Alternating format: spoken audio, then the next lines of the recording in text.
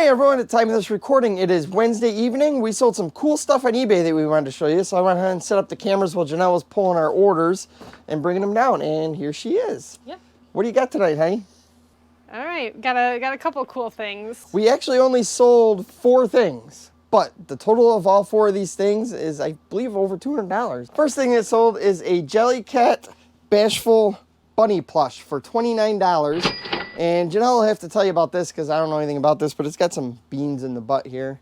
Where'd you find that, honey, and how long has it been listed for? Either at the bins or a garage sale. I honestly don't remember. I been finding a lot of stuff lately. Jellycat is a good brand to look for. Not all the Jellycat sells, for high dollar, but yeah, Bashful Bunny mint green here, and probably paid at least, just $1 or something for it. I comp all Jellycat, really. There's some that I don't have to comp anymore just because I've comped it before and I know. And like a lot of the more basic colors, I guess, don't always seem to go for that much in my experience. Next thing going out the door is a Pirates of Caribbean dice game for $29.90. Just listed this month within the past few weeks. And where'd you find that, honey? I found this at a Goodwill and I paid up for this. I paid $10 for this game. That's a lot for Janelle. She does not like paying up for stuff. No, I don't. It is new inside the box. The dice are all, in their little baggies. The cups are nice and clean and everything. Directions are there. I guess. Did you make sure all the pieces were there before you purchased it? Being it was $10. Yes. You said it was a garage sale. I'm sorry. No, Goodwill. Oh, Goodwill. Okay. I paid $10 at a Goodwill. It's obviously not sealed or anything. I checked it. I opened it. I checked to make sure they're all there. Like I said, the pieces are still in their little baggies and everything. So when I checked comps, I was seeing those $30 comps, and I was pretty much banking on making that $30 and not necessarily taking a lower offer. The sell-through rate was really good, and comps were pretty steady at that $30 because, yeah, paying $10. Now, when you say sell-through rate, or when she says sell-through rate, she means the amount that are listed currently for sale versus the number of solds. Right. So there may be a lot of these games for sale, but only like 2 that have actually sold within the last 90 days. Right. Or it could be the other way around, where there's 10 of these games that have sold, but only 2 listed. Right. And I don't remember the exact numbers, and we could probably pop some numbers up on the screen for you, currently. But yeah, there was a lot of solds for this game. Which made you comfortable paying. I expected it to sell quickly and for that price. I wasn't really expecting to take any lower offers, so I was pretty hopeful with that one, I guess. Sold some really cool, very nice, high-end Pampered Chef measuring cups.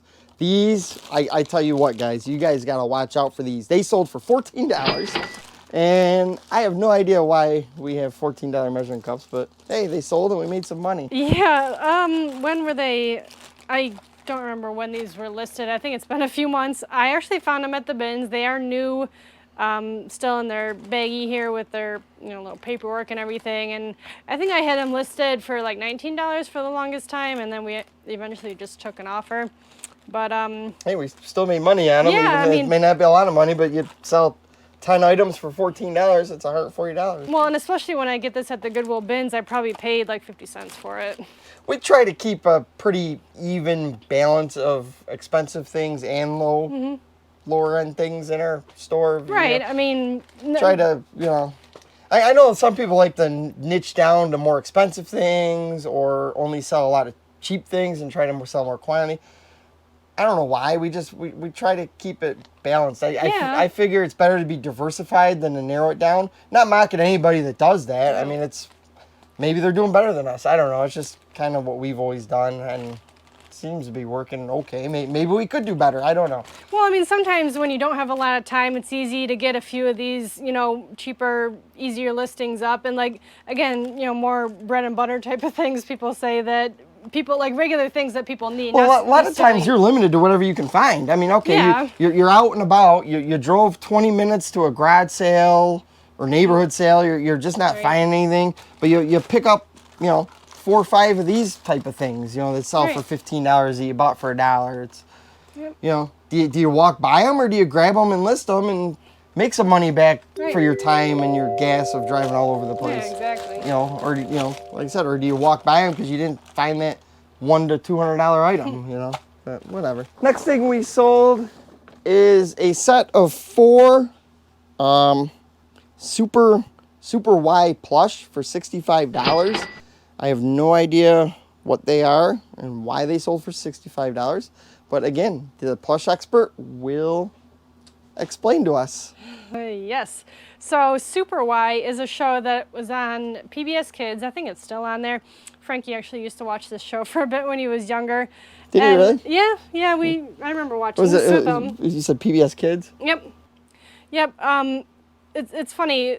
PBS Kids, the shows on there, a lot of their merchandise is kind of a bolo. I mean, Dinosaur Train is another one. Some of their toys, I mean, not necessarily all, super high dollar, but I got some Dinosaur Train motorized cars too that have gone for a good bit of money too. And I've never seen the Super Y, and I know they're from PBS Kids. I checked them out, and there wasn't a lot listed either. Like the 4 here, maybe 1 or 2 of them, but yeah, I got these for $7 at a garage sale. Good job. Last thing out the door is a vintage alarm clock in the box, Kentech. I think it's the kind that's got the little flippers, yes. Right? It's pretty cool. Did you test this? No, it is new in the box. It is still new. It's out the door for $100. Yep. New old stock. Got it for $1 at an estate sale. Not estate sale besides. Well, usually estate sales are priced up. Yeah, it wasn't run by a company. It was a private one, run by the family in that. And this is a lot for me. I spent $54 at that estate sale. I got a lot of stuff, a lot of good deals. And yeah, this was one of the things that was in a $1 spot. And do you do anything special to find estate sales that aren't ran by companies?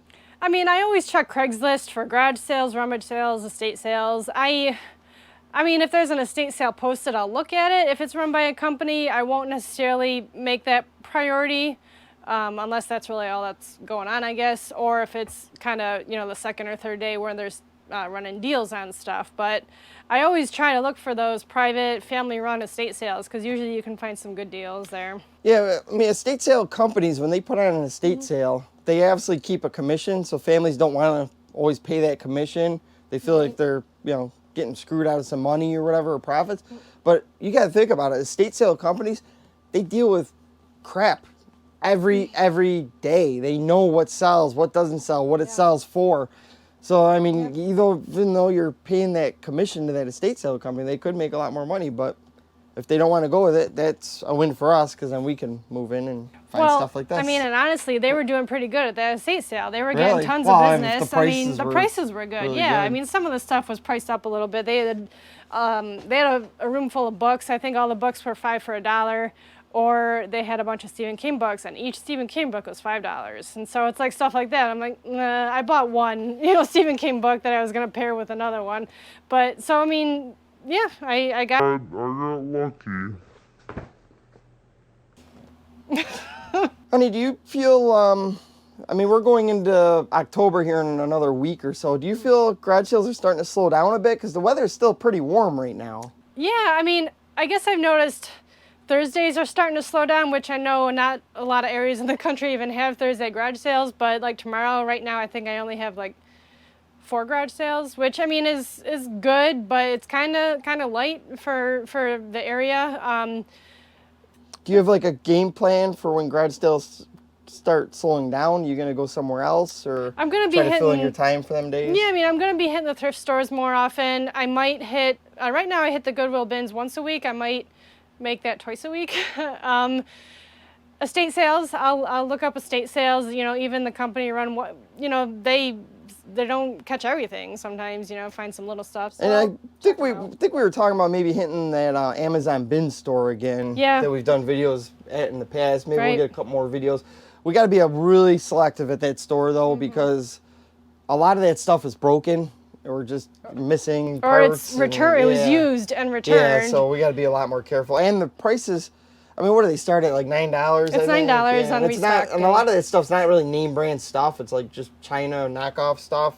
I mean, which is fine. It's still got value to it. Yeah, but you got to be careful. I mean, there's name brand stuff there. It's just not like, regular There's name some brand in that we there, know right. of. Like there's a couple things that I've picked up there before that, you know, have done really well. And we'll still keep playing around with the high bid. I mean, I've been flirting around with that a little bit. We've found a few good things from there.